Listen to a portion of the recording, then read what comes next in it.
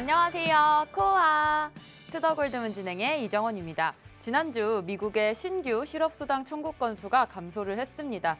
경기 침체와 또 높은 인플레이션에서도 불구하고 회사들은 조금 더 높은 일자리들을 좀 구하는 것 같은데요.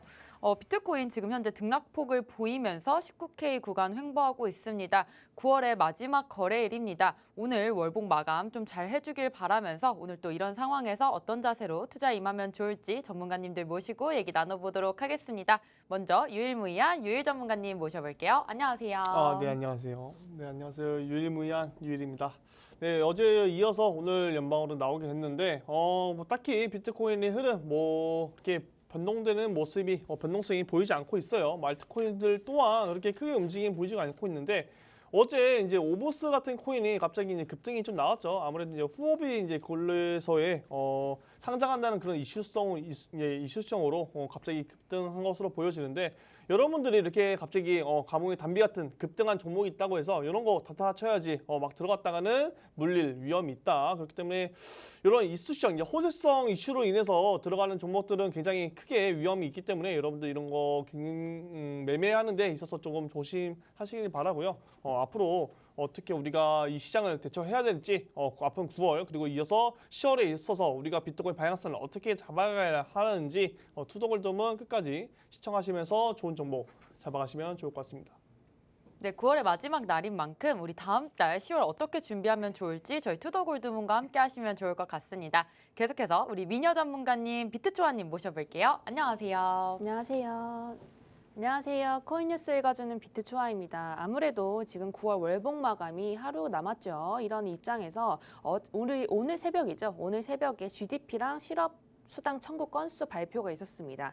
그전엔 이런 거 본 적이 없었는데 갑자기 이렇게 봐야 할 지표가 늘고 봐야 할 것들이 많이 늘었어요. 연설도 갑자기 보기 시작하고 좀 다양한 것들을 보기 시작했는데 예전엔 이런 거 본 적이 없어서 너무 어렵다. 이런 지표나 연설들의 어떻게 보면 정보죠. 이런 정보의 홍수 속에서 어떤 것을 보고 어떻게 해석해야 할지 모르겠다라고 말하시는 분 정말 많으실 것 같습니다. 그래서 이런 자리 마련했으니 오늘 같이 보시면서 어떤 시장의 이슈들이 있고 그 이슈들을 토대로 어떻게 진입을 하면 좋은지 어떤 스탠스를 가지고 지금 타점에서 매수 매도를 해야 하는지 같이 찾아가시면 좋을 것 같습니다. 네, 또 오늘 새벽에 GDP 발표와 신규 실업수당 청구 건수가 나오면서 우리가 봐야 할 지표들이 정말 많은 것 같습니다. 계속해서 우리 투더골드문과 그런 부분 챙겨가시면서 투자 전략 세워보시면 좋을 것 같습니다. 저희는 코인 소식 볼 텐데요. 같이 화면 보시겠습니다. 네, 미국 법원이 리플과 소송 중인 SEC에 힘만 전국장 관련 서류를 일체 제출 명령했습니다.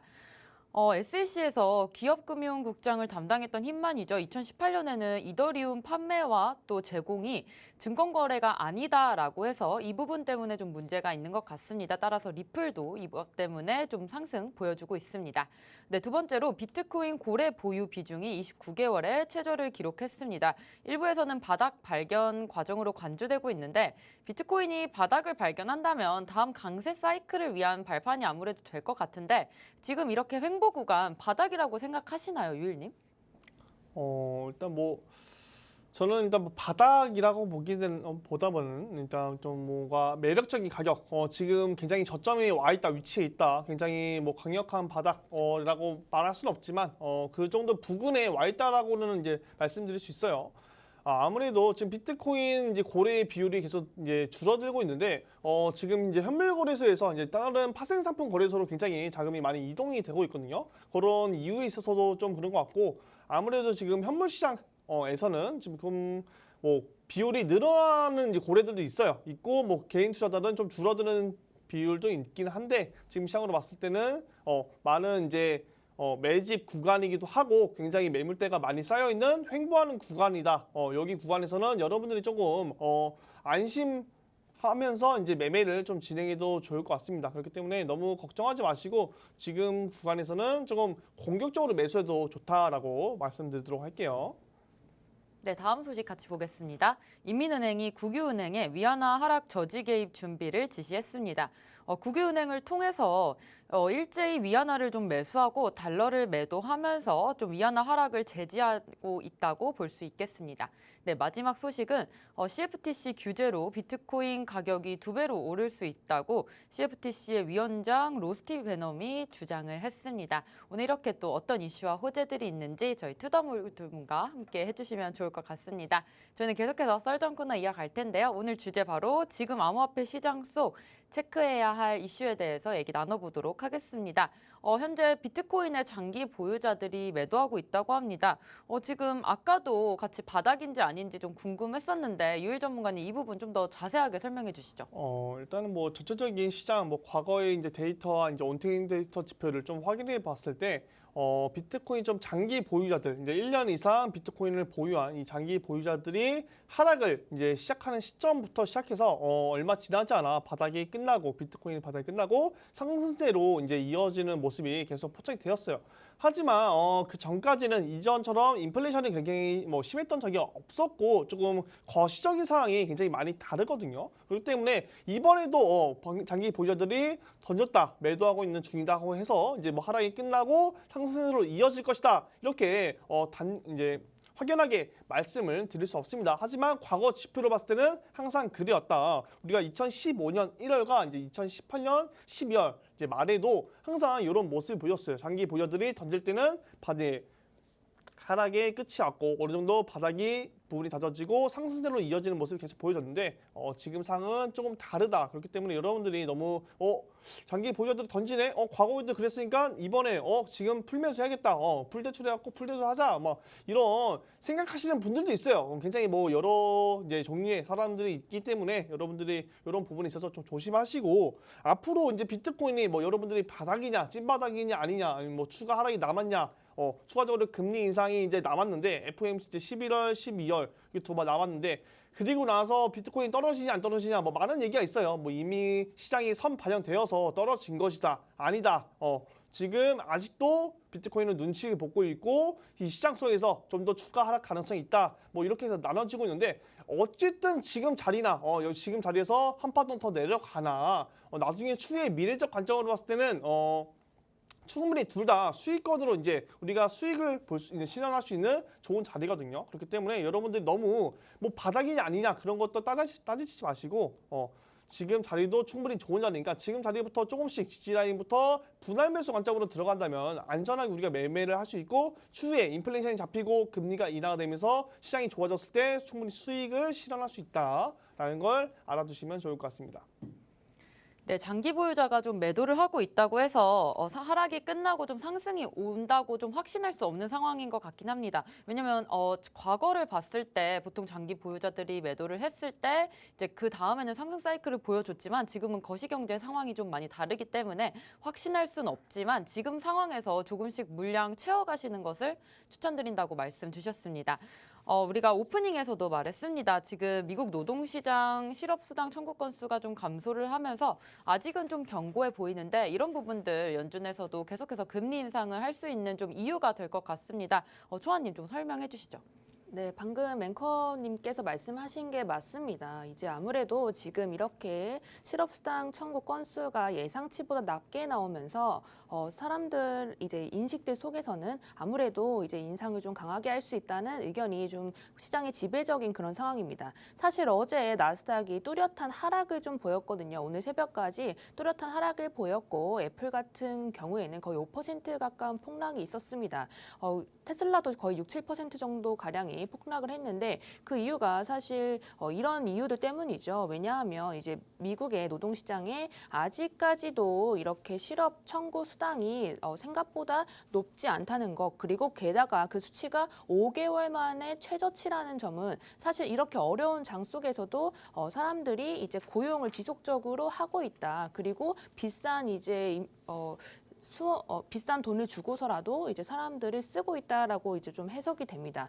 아직도 강력하다고는 하는데 이제 19만 3천 건으로 좀 집계가 됐거든요. 어쨌든 4월 달 이후로 어쨌든 최저치가 나왔다 이렇게 좀 말씀을 드리고 싶습니다. 어쨌든 시장의 이런 생각들과 의견은 어쨌든 증가를 할 것이다. 그리고 어쨌든 어느 정도는 이제 노동시장이 좀 좋지 못할 것이다라는 생각을 가지고 있었는데 그와 좀 반대되는 모습을 좀 보여줬어요. 그래서 그런 것들 자체가 지금은 이제 공격적인 금리 인상이 더 가능하겠다라고 월가나 이제 여러 가지 측면에서 이제는 좀 가능하겠다라는 의견이 가능한 거죠. 실제로 대표적인 매파죠. 블라드 총재가 오늘 새벽에 발표된 실업수당 청구 건수가 너무 이제 좋게 나왔기 때문에 또 앞으로 금리 인상을 지속적으로 강하게 할 것이다. 그런 의견을 또 고수해 왔고 70년대에 통화 정책을 실패한 적이 있습니다. 미국이. 그래서 그런 모습을 다시 한번 보여주지 않을 것이다라는 의견을 얘기하면서 더 강력한 금리 인상을 예고한 바가 있습니다. 그와 동시에 나스닥이 한 3% 정도 폭락한 걸 제가 좀 지켜보고 있었어요.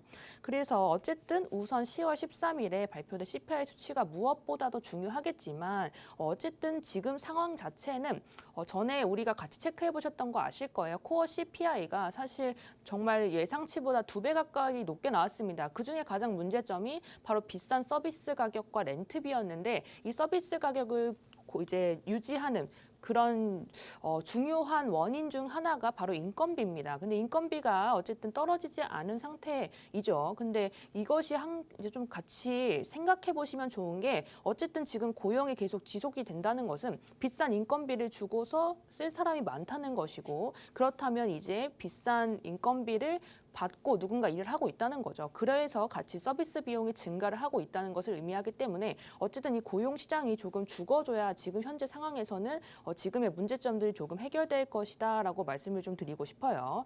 그럴 가능성이 적겠지만 우크라이나 전이 당장 종료가 되면은 당장 이제 해결이 될 가능성이 있지만 사실 그럴 지금 움직임은 없죠. 특히나 지금 특히 좀 더 사이가 안 좋은 그런 시점이에요. 그래서 같이 좀 확인하시면 좋은 것들이 어쨌든 미국과 이런 상황들인데 어젠 또 GDP 발표도 어쨌든 마이너스 6% 정도가 나왔습니다. 그 자체는 사실 마이너스 성장률이 2분기 연속 나오면 사실 경기 침체로 많이 정의를 해요. 근데도 아니라는 이야기를 계속했기 때문에 그런 점은 조금 지켜보셔야 할 것 같고요. 어쨌든 이 고용 시장이 이제 시장에 지배하는 그런 인식들이 어쨌든 지금 상황에서는 더 강한 금리 인상이 가능할 것이고 그런 두려움 때문에 하락이 좀 일어났다. 그런데 비해서 비트코인은 좀 자리를 잘 지켰다라는 정도만 잘 인식하고 계시면 좋을 것 같습니다.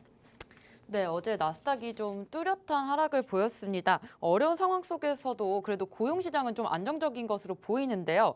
지금 4월 이후에 최저치로 좀 나오면서 블러드 총재는 실업수당 청구 건수가 좀 좋게 나왔으니까 금리 인상을 좀 계속해서 단행을 하겠다라는 입장인 것 같습니다.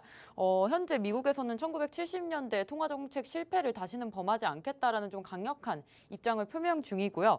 사실상 10월 18일에 우리가 CPI 가장 중요하게 생각해야 될 것 같습니다. 이번 달에 나왔던 CPI가 근원 CPI가 좀 2배 가까이 나오면서 좀 서비스나 인건비적으로 좀 많이 오른 모습 보여줬는데요. 이 부분 좀 같이 잡히는지 10월 달에 같이 체크해 보시면 좋을 것 같습니다. 현재 비트코인과 이더리움, CFTC 규제가 좀 시작이 될 것 같습니다. 만약에 이쪽에서 규제가 된다면 좀 상승할 가능성도 있다고 하는데 CFTC는 현재 SEC랑 아직 관계가 끝나진 않았습니다. 이 부분 유일님 좀 어떻게 보시나요? 일단은 아까 이제 CFTC랑 SEC 비트코인 관련해서 그 전에 아까 좀 빼먹은 내용이 있는데 일단 차트를 보면서 좀 말씀드리도록 할게요. 먼저. 네, 아까 전에 이제 비트코인 이제 바닥이냐 이제 고래들이 이제 물량을 매도하고 있다 이런 내용이 나오면서 바닥이냐 아니냐 이런 내용이 나왔었죠.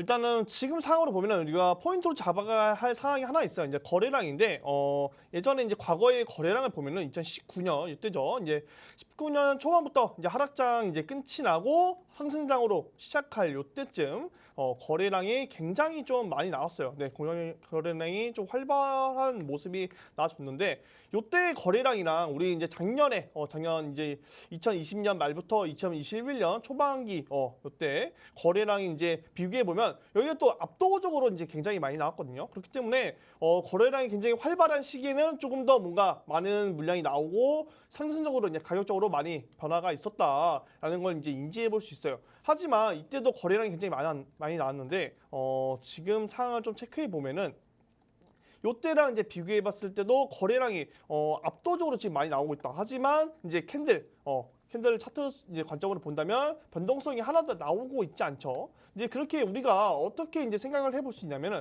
누군가는 사고 누군가는 팔고 있는데 그 매수세와 매도세가 굉장히 일정하기 때문에 거래량은 많이 나오지만 주가는 변동이 없다. 그 말은 즉슨 누군가는 팔고 누군가는 산다는 것인데 과연 누구는 팔고 누구는 사고 이거를 어떻게 할까요? 당연히 우리 돈 쪽과 이제 시간적으로 여유가 없는 개인 투자자들은 지금 자리에서 매도를 좀 진행하고 있는 것 같고 이제 뭐 여유가 있는 고래들이나 특정 기관들은 여기서 매집을 하고 있는 모습이 보여지고 있어요. 하지만 우리가 상승장, 이제 하락장이 끝나고 나서 상승장으로 이제 이어질 때는 항상 이 특정 기관들과 특정 세력들이 매집을 다 마치고 난 후에 이제 상승장이 이어지거든요. 하지만 그들도 이제 바닥인지 아닌지는 아무도 알 수가 없어요. 그렇기 때문에 여기 자리가 가장 이제 거래량이 많이 나오고 매물대가 많이 쌓이는 만큼 매력적인 가격이라는 거 여러분들도 알아가시면 좋을 것 같아요.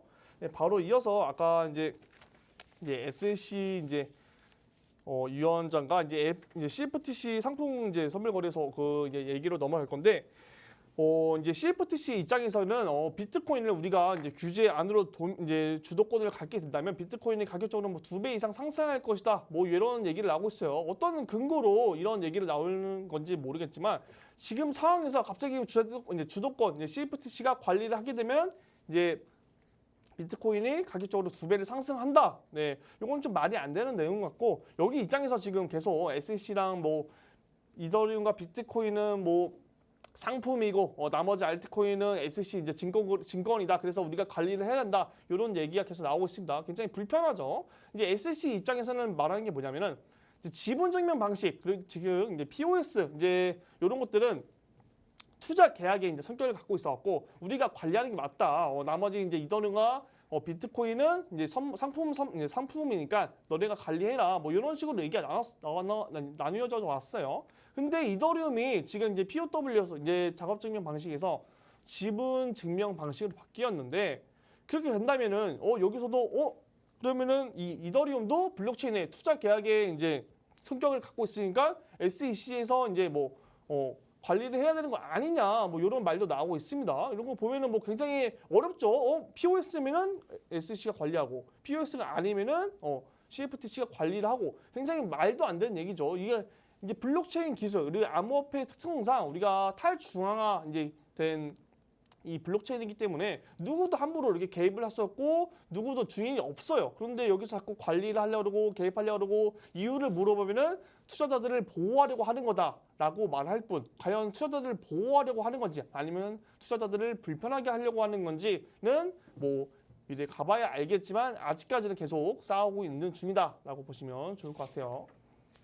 네, 지금 차트적인 관점도 살짝 살펴주셨는데요. 지금 부근에서 거래량을 살펴봐야 하는데 과거에 또 상승장과 같이 지금 현재 거래량 모아가고 있는 것으로 보입니다. 따라서 지금 타점 잡으셔도 될 것 같고요. 현재 CFTC 얘기를 조금 하자면 지금 POS 방식으로는 투자 계약 성격을 띠기 때문에 비트코인과 이더리움은 CFTC가 좀 관리해라라는 입장이었는데 지금 이더리움이 POS로 변경이 되면서 다시금 SEC가 관리를 해야 될까 이런 얘기가 좀 나오면서 정말 시장을 좀 혼란스럽게 하는 것 같습니다. 암호화폐에서 가장 중요한 점은 탈중앙화인 만큼 이런 부분들 미국에서 어떻게 관리를 한다 안 한다는 투자자들을 어떻게 보면 조금 더 옥죄는 거 아닐지 우리가 좀 이 부분 좀 생각해 봐야 될 부분인 것 같습니다.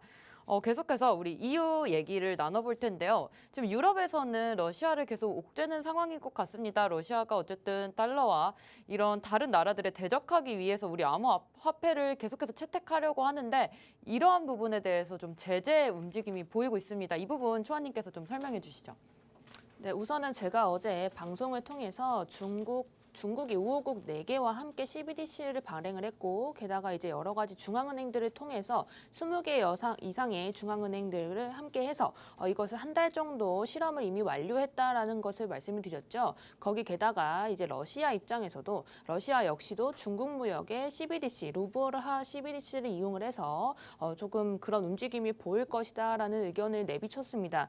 확실히 지금 현재도 뭐 그런 움직임이 보이고 있다고 합니다. 그런데 오늘 한 가지 더 말씀을 안 드렸던 게 있어서 지금 더 드릴 건데 이런 상황에서 미국이나 EU의 이제 스탠스가 중요하겠죠. 아무래도 이제 기득권층, 즉 특히나 지금 달러 입장에서는 이런 어떻게 보면 대체제로 보일 수 있는 것들을 이제 대적할 수밖에 없어요. 당을 누를 수 있는 그런 모습을 제스처를 취할 수밖에 없다는 점을 좀 같이 가져가시면 좋을 것 같습니다. 이번 대응은 아무래도 우리 아시는 분들 많이 아시겠지만 러시아에서 지금 일부 지역을 병합한다는 이제 투표를 했습니다. 이제 4개 주를 투표를 했는데 이제 좀 투표가 마음대로 한 것이죠. 이것도 마음대로 했던 건데 이것을 좀 대응하고 이제 좀 눌러주는 의미로 좀 해석을 하시면 될 것 같아요. 근데 게다가 이제 EU에서 이런 과연 이 CBDC만 과연 누를 것이냐 이거죠. 제 생각에는 사실 이것을 또 핑계로 해서 더 추가 제재안들을 많이 이야기를 하고 거기에다가 또 이제 플러스 알파적인 무엇인가 제재가 들어갈 것이다라고 생각을 해서 수출입에 관련된 것들 역시도 좀 옥죄일 수 있다라고 생각이 듭니다. 원래 그전에는 이제 러시아가 러시아인이 EU 내에서 1만 유로 정도만 가지고 있을 수 있었다고 해요. 근데 아예 이제 보유 자체가 안 된다는 것을 지속적으로 뭔가 불편함을 지금 EU가 좀 보여주는 그런 모습이 아닌가 싶습니다. 아직은 계획안이기 때문에 뭐 뚜렷한 움직임이 없지만 이제 좀 같이 지켜보셔야 할 것 같아요. 그래서 어쨌든 제재를 가하게 된다면 다른 방식으로 수출입에도 또 영향이 갈 것이고 그러면 우리의 이런 실생활에서도 영향이 또 올 수 있기 때문에 함께 좀 지켜봐야 할 그런 팽팽한 상황이라고 저는 좀 생각이 듭니다. 그리고 이런 어지러운 정세엔 항상 좀 외부에 적을 두는 항상 모습을 보인다고 말씀을 드렸습니다. 아무래도 11월에 미국에는 중간 선거가 있고 또 이제 EU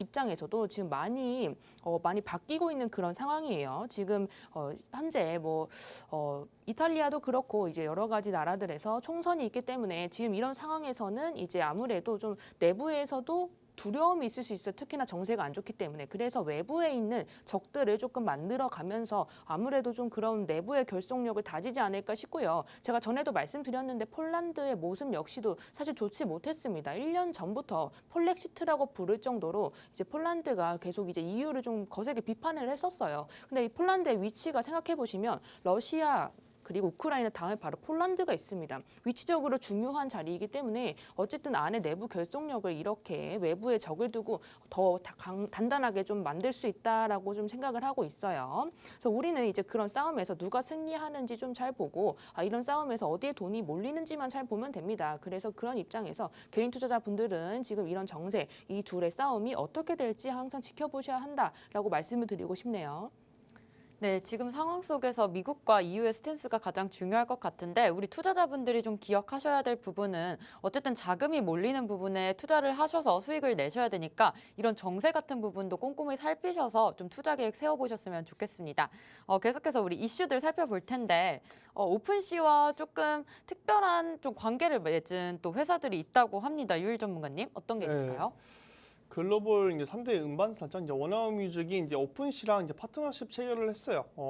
그로 인해서 이제 암호화폐 시장이 어떻게 우리가 좋은 호재로서 작용할지 이제 알아봐야 되는데 많은 사람들이 그럴 수 있어요. 이게 음반사가 그냥 NFT 마켓이랑 적용된 게 뭐냐? 우리 코인 시장에 무슨 호재로서 작용되냐?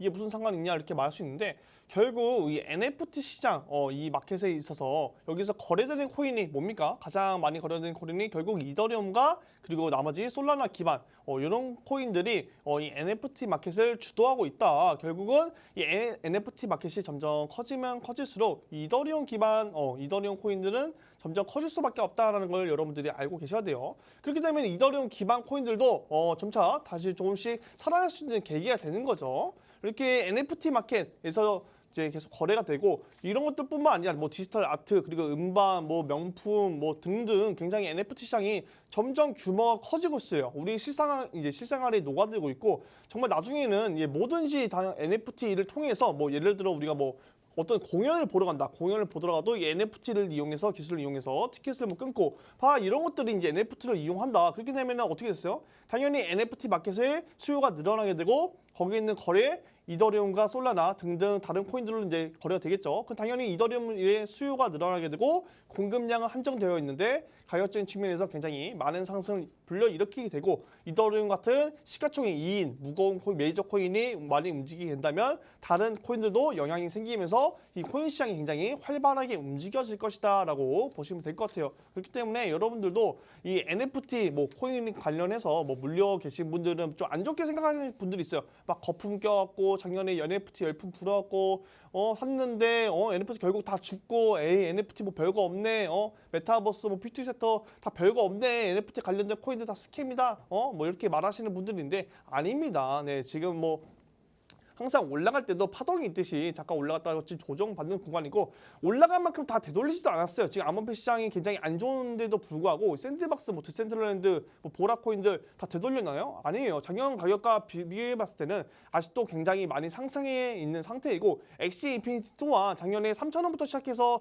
20만 원 근처까지도 왔었어요. 그런데 지금도 아직도 2만 원 부근, 18,000원, 19,000원 부근에서 있다. 그렇기 때문에 아직도 과거에 이제 1년 전의 가격과 비교했을 때는 굉장히 많이 상승해 있는 상태이고 우리가 고점과 대비했을 때는 많이 빠진 상태이지만 저점과 비교해봤을 때는 많이 상승해 있다. 그리고 추후에 더 발전될 가능성이 있고 결국 이 NFT 시장을 사람들이 많이 들어오면 들어올수록 신규 유저가 들어오면 들어올수록 더 활성화가 되고 이 암호화폐 시장의 긍정적인 요소로서 작용할 것이다라고 생각합니다.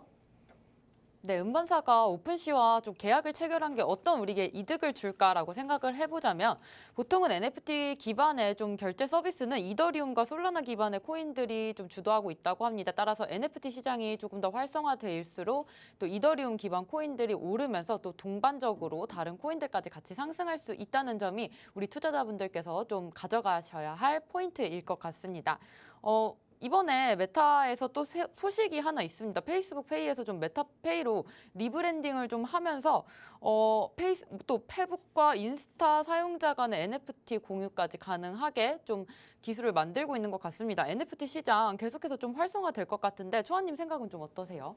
네, 메타가 오늘부터 모든 페이스북과 인스타그램의 이제 사용자가 월렛을 영동하고 이제 NFT를 공유할 수 있게끔 한다고 발표를 했습니다. 메타나 인스타그램의 메타의 인스타그램이나 페이스북 사용자가 중요한 건 100여 개 국가에 지금 넓게 포진이 되어 있다는 것인데요. 이렇게 많은 사용자들이 이제 계속 디지털 지갑을 연동을 하고 NFT를 공유와 게시가 할 수 있게 된다면 아무래도 그쪽으로 자본이 몰리는 것은 당연한 수순이겠습니다.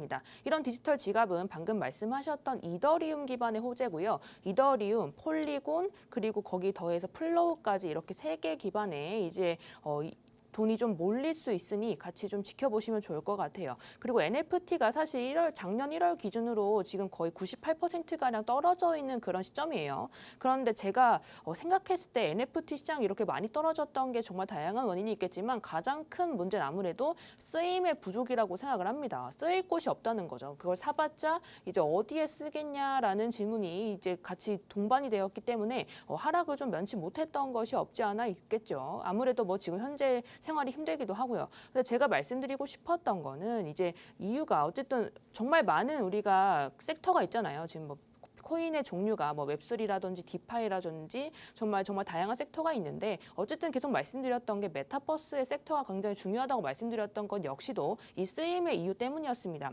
메타버스 자체가 어쨌든 이제 성장을 하게 된다면 이런 NFT나 다른 어떠한 것들과의 연동이 가능하기 때문에 이런 생태계 기반의 이제 중요한 상황이 있어서 그래서 이제 메타버스 섹터가 같이 오르게 되면 NFT 시장도 같이 좀 오를 수 있다라는 이야기를 좀 드렸어요. 근데 물론 해결 방안이 이것뿐만이 아닙니다. 사실 얼마 전이었는데 신세계에서 푸빌라 NFT를 만들었어요. 근데 그 NFT를 그냥 정말 사면 끝이 아니라 거기에 이제 원래 VIP들만 할 수 있는 것들을 실생활과 연동을 시켜서 NFT를 구매하면 이제 그런 VIP들의 혜택을 같이 받을 수 있게끔 했더니 몇 초 만에 완판이 되었거든요. 근데 그런 모습들을 보면 어쨌든 지금 사실 사용이 될 수 있는 방법이 무궁무진하기 때문에 기관의 투자가 끊임없이 좀 이루어지고 있는 것 같아요. 그래서 사실 지금 이렇게 정말 저점인데 두려워서 좀 투자를 못 하시는 분들도 많으실 것 같은데 어쨌든 발전이 항상 일어나려면 그 전에 항상 이런 문제들이 있고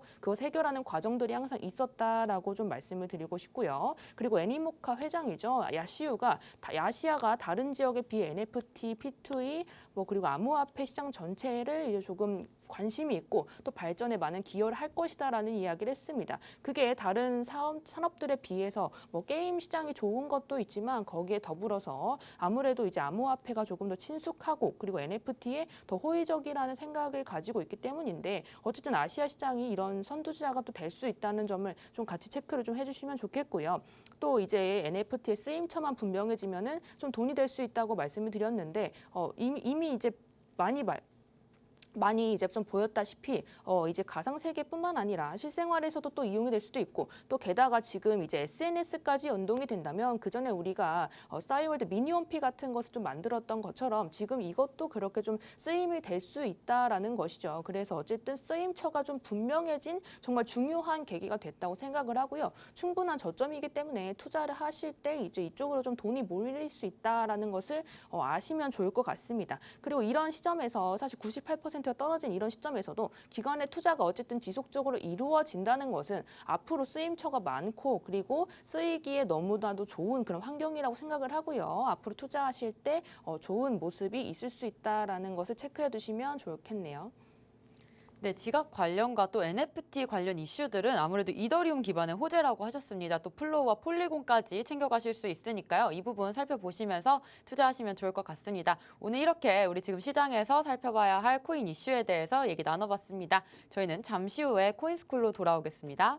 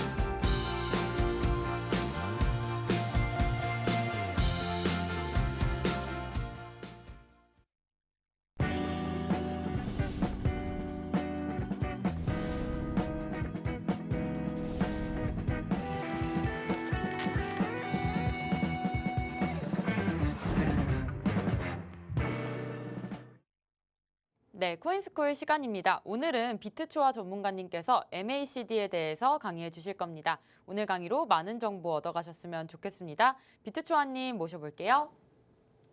안녕하세요. 비트초아입니다. 자, 오늘 2부 강의는요. MACD에 대한 강의를 좀 해보도록 하겠습니다.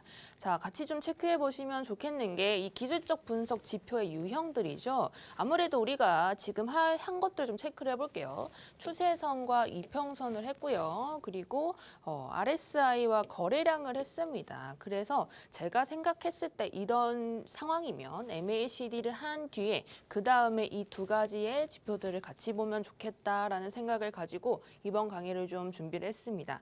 자, 제 강의는 항상 이제 그 전에 있었던 강의를 잠시 짚고 가는 시간이 있죠. 그래서 강의 보시면서 생각나시는 것들 속으로 좀 생각해 보시면서 되새김질 하시면 정말 도움이 많이 되실 겁니다. 자, 이제 RSI죠. RSI를 보시면 이제 보통 이렇게 생겼습니다. 이제 선으로 이렇게 많이 이루어져 있는데 우리가 체크를 해보셔야 할 것은 50과 30과 70입니다. 이 70이 넘어가는 시점은 과매수 구간이라고 보고 매도를 고려해야 하는 시점이죠. 매도를 고려해야 하는 시점이고 여기 아래 30 이하부터는 과매도 구간 저항이나 이런 것들을 맞아서 과매도까지 내려온 상황이고 이 과매도 구간에서는 아무래도 지금이 저점이라고 판단이 되기 때문에 이때는 매수를 고려해야 하는 상황이다라는 말씀을 드렸어요. 그렇죠? 그리고 50선은 이 두 가지의 중간 부분이기 때문에 보통은 이 50선은 저항과 지지가 있을 경우가 많고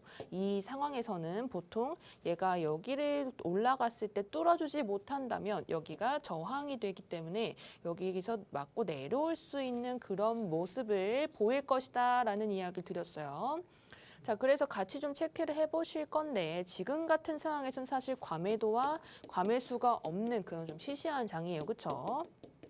비트코인 차트예요. 일봉이고요. 지금 상황에서 우리가 지켜봐야 할 것은 이 50선이죠. 이 50선을 연결을 했을 때 이 50선이 넘어간 시점과 떨어진 시점을 좀 같이 보셔야 할 것 같아요. 이 50선을 만약에 뚫고 내려가 이제 제대로 이제 맞아서 올라가 주지 않는다면 지지선의 역할을 못한 것이기 때문에 지금 입장에선 사실 이때 떨어질 수밖에 없었다라는 것을 같이 볼 수가 있고요. 그리고 이 30 아래로 내려가지 않고 72로도 올라가지 않는 건 사실 지금 같은 장세는 누군가에 의해서 지금 위아래 모두 막혀 있는 상태다라고 보시면 될 것 같아요. 그 제가 전에도 말씀드렸는데 20.4K 부근에서 누군가 의도를 하면서 계속 저항을 강하게 만들어 놓은 그런 상태라고 보여졌죠. 그래서 이때는 좀 떨어지게 될 수 있고 이제 아래선 또 이제 너무 떨어졌다. 그래서 18K 부근, 18.4나 이 정도 부근만 되면 다시 올려주는 모습을 보이기 때문에 결국 박스권을 형성하고 있어서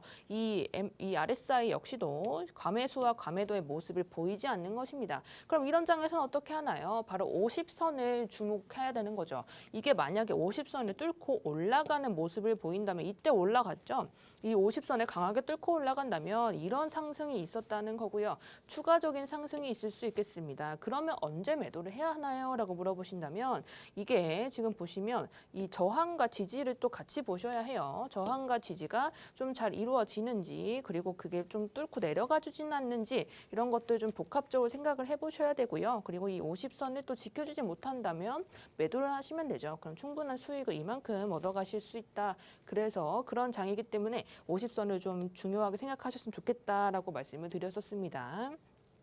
그 다음에 RSI랑 같이 했던 게 다이버전스예요. 다이버전스가 뭐였냐면 이 RSI의 지표와 그리고 그 가격의 지표의 고점이 다른 겁니다. 그래서 이런 하락 다이버전스는 좀 같이 보실 건데 이 가격의 고점, 가격의 고점과 이 RSI의 모습이 좀 다른 거예요. RSI 고점이 만약에 다르다 하면은 이게 하락 다이버전스고 이게 또 반대로 저점은 이제 가격의 저점과 RSI 저점이 반대됐을 때는 또 상승 다이버전스다라고 보일 수 있습니다. 그래서 같이 좀 체크를 해보시면 이때 보시면 볼게요. 이 고점을 볼게요. 고점을 보시면 계속 지속적으로 RSI 고점은 내려가죠. 이렇게 점들을 연결하면 이렇게 되는데 근데 여기 보시면 비트코인의 가격은 점점 올라간 것들을 볼 수 있어요. 그런데 하락 다이버전스 이 자체는 사실 사람들의 마음을 나타낸 겁니다. 이때 고점만 다가가면 누군가가 매도를 많이 했다는 것을 의미하기 때문에 RSI가 떨어진 거겠죠. 그렇다는 건 이미 이제 좀 매도가 좀 이뤄졌다라는 것을 좀 의미하고요. 개인 투자자들의 물량을 조금 받았다. 누구의 물량을 받았냐? 기관이나 세력의 물량을 이미 받았기 때문에 여기 위에서 더 이상 올라갈 수가 없다는 거죠. 왜냐하면 손바뀜이 더 이상 일어나지 않기 때문이고 그런 입장에선 또 이렇게 하락이 강하게 나올 수 있었을 것이죠. 그래서 이것을 포착을 했다면 아무래도 고점에서 매도를 했을 거고 그 다음에 이런 폭락을 피할 수 있지 않았을까 싶습니다. 자, 그래서 총정리를 좀 해보면 결국에 RSI의 70 이상은 과매수 구간이고 30 이하는 과매도 구간이기 때문에 이때 과매수 구간에서는 이제 매도를 해야 하고 이제 과매도 구간에서는 매수를 좀 고려를 해야 한다라고 말씀드렸습니다. 그리고 50의 기준은 이제 아무래도 추세 전환점이라고 하는데 상승을 뚫고 올라가면 상승이고 만약에 하락하던 입장에서 또 맞고 떨어져 주지 않으면 맞고 튕겨 나가지 않으면 그 선은 또 이제 반대로 그런 모습을 보일 수 있다라는 거죠. 이것도 똑같습니다. 다이버전스는 방금 말씀드린 대로 이제 RSI의 고점과 이제 진짜 가격의 고점이 다른 것 그리고 이제 좀 전체적인 하락 역시도 이제 그 반대되는 것이 바로 다이버전스다라고 말씀을 드렸습니다. 자, 그래서 이제 이런 것들을 다 체크를 했기 때문에 같이 보면 좋은 MACD도 같이 해보도록 하겠습니다. MACD는요, 이제 이동평균선의 수렴과 발산을 나타냅니다. 이동평균선의 수렴과 발산 이름이 좀 어렵죠. 이렇게 말씀드리면 어려웠다 생각해요. 그래서 이제 차트를 좀 그려보면 보통은 이제 이런 식으로 올라가는데 이동평균선은 기억하실 거예요. 그렇죠? 그래서 이게 지금 노란색 선, 보라색 선, 빨간색 선이 보이실 건데 이게 5일선, 11선, 21선 이동평균선입니다. 단기는 보통 이제 뭐 10일, 5일, 10일 이런 게 단기고 이제 뭐 20일, 30일 이런 식으로 조금 긴 장기 이동 평균선이 있겠죠. 이 두 가지의 차이, 이동 평균선의 차이를 나타낸 것이 바로 MACD라고 보시면 될 거예요. 근데 이 단기와 장기 이평선은요, 이제 퍼졌다가 보시면 항상 퍼졌다가 한 곳에 모이는 그런 특징이 있습니다. 그래서 이 수렴과 발산이라는 것은 이제 퍼졌다가 모이는 그 힘을 이용해서 사람들의 지금 심리가 어떤 모습을 보이는지를 나타내는 것을 뜻해요. 그래서 이 수렴과 발산을 통해서 가격의 흐름의 추세와 추세 변화가 언제 일어나는지를 같이 확인하시기 좋은 지표입니다. 방금 RSI가 사실 저번에도 말씀드렸는데 RSI에 문제가 있어요. RSI는 그냥 단지 이 사람들이 매수를 많이 했는지 매도를 많이 했는지가 보통은 많이 거기에 초점이 맞춰져 있기 때문에 그 하나만 가지고는 사실 이 추세 변화를 예측을 제대로 하기가 어렵습니다. 그래서 같이 이런 지표들을 다른 지표들을 많이 좀 껴서 같이 하시면 아무래도 좀 타점이 좀 정확해질 수가 있어요. 보통은 그 타점이 보통 동일하게 좀 이루어집니다. 자, 그래서 이제 MACD는 이제 좀 더 자세히 설명을 드리면 이 아래 보이실지 모르겠어요. 이 파란색 선과 주황색 선의 차이를 보고 하시는 겁니다. 자, 지금 이제 검색하시는 창에 MACD라고 치시면 이런 모습이 뜨는데 저는 보통 히스토그램을 보지 않고 이 선만 보통 봅니다. 그리고 MACD 선과 시그널 선으로 나뉘어지는데 MACD 선은 보통 12일과 26일 선의 이동 평균선의 차이값을 나타냅니다. 그럼 주황색 선은 뭐예요? 라고 물어보시면 이 어떤 기간 동안에 이 MACD 선의 이제 중간값이라고 보면 될 것 같아요. 이것을 또 다시 이동평균한 선이에요. 그래서 그 시그널 선보다 MACD 선의 위치가 어디에 위치해 있고 이 어디가 골든 크로스가 났고 데드 크로스가 났는지를 같이 체크해 보시면 매매에 도움이 되실 겁니다. 자, 그래서 이제 MACD에서 좀 가짜 신호가 또 많아요. 특히나 이런 추세 변화에 많이 쓰이는 이제 그런 것들은 사실 문제가 하나 있습니다. 문제가 뭐냐면 지금 가짜 신호가 너무 많고 특히나 이런 횡보 장세에서 너무 쓰기가 어렵다는 거예요. 이런 횡보 장세 사실 조금 정확하지 못하다라는 것을 좀 많이 의미합니다. 이런 애매한 장이기 때문이죠, 사실. 그래서 이런 횡보가 길어질 땐 거짓 신호가 너무 많은 단점이 있고 영선에서 만약에 상향 돌파와 하향 돌파가 없으면 추세 변화가 없다고 느끼면 됩니다. 다시 보시면 이게 여기 방금 전에 우리 RSI는 50선이 중요하다고 했잖아요. 근데 MACD 선은요, 이 0선이 중요합니다. 이게 일부러 RSI랑 제가 같이 가져온 거예요. 여기 보시면 여긴 0이 있어요. 이 0으로 보통은 모이는 그런 모습을 좀 많이 보이는데 이 0선을 기준으로 해서 위에서 데드 크로스가 난 부분이 보세요. 파란색 선이 주황색 선을 뚫고 내려가는 부분이 있죠. 그 위를 한번 올려볼게요. 여기입니다. 여기에선 추가 하락이 일어날 수 있을 거예요를 의미하기 때문에 하락이 일어났죠. 그리고 여기 0선 위에서 또 골든 크로스가 난 부분이 어디냐면 여기입니다. 그래서 여기에선 또 단기간적으로 상승이 일어났습니다. 이 0선에서 높은 위치면 위치일수록 이 데드 크로스나 이제 그 골든 크로스가 났을 때 그 세기가 커집니다. 그래서 좀 더 전으로 보시면 이때는 0선 훨씬 위에서 데드 크로스가 났어요. 파란색 MACD 선이 이제 좀 데드 크로스가 났는데 그 위치가 0선의 굉장한 위죠. 과매수 구간에서 많이 났기 때문에 여기에선 굉장히 큰 하락이 나왔습니다. 이런 것들을 좀 중점적으로 보시면 이 시그널 선과 MACD 선의 관계 그리고 지금 뭐 상황이 0선보다 더 아래에 있다 하면 보통 거짓 신호일 경우가 많습니다. 그렇게 체크해 보시면 될 것 같고요. 그리고 골든 크로스나 데드 크로스 방금 전에 제가 이용한 것처럼 같이 그렇게 보시면 될 것 같아요. 그리고 이동 평균선과 함께 정배열과 역배열이라는 것은 보통 이제 제가 방금 말씀드렸는데 MACD는요. 그 이동평균선이 MA라고 합니다. 이동평균선이 이제 그 어떤 관계냐라는 것을 보여주는 거예요. 그래서 MA가 여기 12일과 26일 선의 관계, 이동평균선 12일과 26일 선의 관계 차이를 좀 나타낸 겁니다. 그래서 이 위치 자체가 지금 보시면 이런 이 자체가 만약에 정배열이 잘 되어 있다면 여기에서도 좋은 흐름을 보일 가능성이 커요. 왜 무슨 소리냐면 여기에 12일과 26일 선을 갖다 놨을 때 이 파란색 MACD랑 보통 똑같은 모습을 보입니다. 그래서 이 아이가 여기서 제대로 골든 크로스가 났다 하면 여기서도 그런 가능성이 크다는 거죠. 자, 그리고 같이 보시면 좋은 게 지금 이것은 연습입니다. 연습이고 이건 지금 XRP, 리플이 최근에 큰 상승이 있었기 때문에 과연 이제 이것 역시도 그렇게 좀 모습이 좋았느냐를 좀 같이 보실게요. 지금 보시면 이 영선 위에서 이제 골든 크로스가 났습니다. 골든 크로스가 났고 그 선의 크기 보세요. 그 선의 크기가 너무 격차가 커요. 근데 격차가 크면 보통은 한 곳에 모이는 특징이 있다고 했어요, 여러분. 그래서 격차가 갑자기 급격하게 커졌기 때문에 이것이 모이는 작업을 하고 있고 여기서 거의 수렴을 했을 때 다시 한번 이제 좀 상승이나 하락의 모습이 좀 일어날 수 있겠죠. 어쨌든 이 XRP 같은 경우, 리플 같은 경우에는 지금 보시는 시점에서 매수를 들어갈 수 있었다라고 말씀을 드리고 싶어요. 그래서 이 위치를 좀 따라 올라가 보면 여기 급등 전 구간이었다라고 보시면 되고요. 이 아이가 이렇게 또 모이는 건 역시도 자연스러운 모습이기 때문에 이렇게 격차가 많이 벌어졌을 때는 한번 이제 매도를 좀 고려를 했겠죠. 매도를 좀 했고 이 아래에서 좀 떨어질 수 있다. 그럼 아래에서 다시 좀 매수를 조금 더 하겠다라는 식의 좀 대응이 가능한 것 같습니다.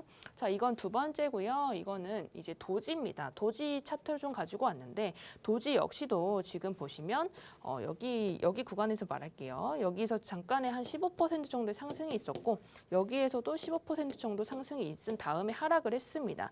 이 하락선 역시도 연결해 보면 이 아이가 여기서 데드 크로스가 났고 그 부분이 0에서 훨씬 위에서 났습니다. 그래서 여기서 좀 하락을 많이 빠져줄 것이다라는 것을 의미를 하고요. 이때 역시도 그랬습니다. 근데 제가 RSI랑 좀 같이 보면 좋다고 말씀드린 이유는 보통은 이 0과 이 RSI의 50선이 좀 동일하고요. 그리고 이 보통 여기 연결을 해보면은 여기서는 이제 과매수 구간이었고 얘 역시도 격차가 많이 벌어졌기 때문에 여기서는 모일 것이다라는 것을 좀 의미해요. 그래서 어떻게 보면 이 RSI와 MACD의 그런 중간 부분도 같고 타점도 보통은 동일한 경우가 많아요. 근데 다를 수도 있기 때문에 어쨌든 체킹하는 관점에서 한 번 더 체크를 해보시면 정말 매수하실 때 도움이 많이 되실 것 같습니다. 자, 제가 다음 주에 가지고 올 강의는요. 제가 처음에도 말씀드렸는데 정말 지표에 많은 유형이 있습니다. 지표는 지금 방금 전에 공부했던 지금의 추세적인 것을 아는 지표, 지금 시장이 상승인지 하락인지 횡보인지를 아는 지표, 그리고 모멘텀 지표라고 해서 지금의 위치가 또 어떤지, 그리고 변동성 지표라고 해서 횡보장에서 많이 쓰는 지표가 있어요. 지금의 상황에서는 이게 오르는 내리는 그런 장에서 이렇게 꼬물꼬물 움직일 때 이 횡보장에서 횡보가 어디를 좀 가면 또 변동이 있을 수 있는지, 그리고 보통은 이런 장에서는 보통 이렇게 제가 그려드렸었는데 보통 이런 식으로 한 곳에 좀 모이는 그런 특징이 있습니다. 그래서 이렇게 수렴이 발생이 됐을 때는 위로든 아래로든 좀 모습이 강할 수 있다라는 것을 좀 말씀드렸죠. 그럴 때 쓰는 변동성 지표가 있고 방금 전에 거래량과 RSI 그리고 이런 시장 강도를 측정할 수 있는 지표들 역시도 같이 체킹을 해보았습니다. 그래서 다음 주에는 모멘텀 지표와 변동성 지표를 같이 알아보시면 좋을 것 같고요. 제가 1시 반에 지금 또 이런 여러 가지를 준비를 좀 했습니다. 이런 시장에서는 또 어떤 것들을 위주로 좀 보셔야 하는지, 그리고 이런 기술적 분석의 지표 유형들도 이렇게 있고 이걸 실질적으로 쓰는 것들을 좀 보여드릴 예정이라서 만약에 더 궁금하신 게 있고 이런 것들을 아직 안 보신 것들도 궁금하시다 하면 들어오셔서 같이 좀 준비해 보시면 좋을 것 같습니다. 그리고 이게 일목균형표 같은 경우도 다음에 또 다루겠지만 이 아이 같은 경우는 이 위에 애들이랑 좀 다릅니다. 이것은 시간이 보통은 기준이 되는 모습이 있기 때문에 다른 것들이 이제 시장 강도나 사람들의 심리나 이런 것들이 좀 많이 담겨져 있는 반면에 좀 다른 모습이 있다라는 것 정도 체크해 보시면 좋을 것 같아요. 네, 오늘 이렇게 MACD에 대해서 알아봤습니다. 오늘 배우신 부분들 정리하면서 투자에 어떻게 도움이 될 수 있을지 생각해 보시면 좋을 것 같은데요. 좀 더 자세한 매매 방법과 차트 분석 저희가 오후 1시 반부터 이어갈 겁니다. 오후 1시 반에 무료 방송으로 진행하고 있는데요. 함께 하실 수 있는 방법 안내해 드리겠습니다. 먼저 컴퓨터로 들어오실 분들은 박스경제TV 홈페이지에 들어오셔서 좌측 하단 보시면 투더골드문 배너가 있습니다.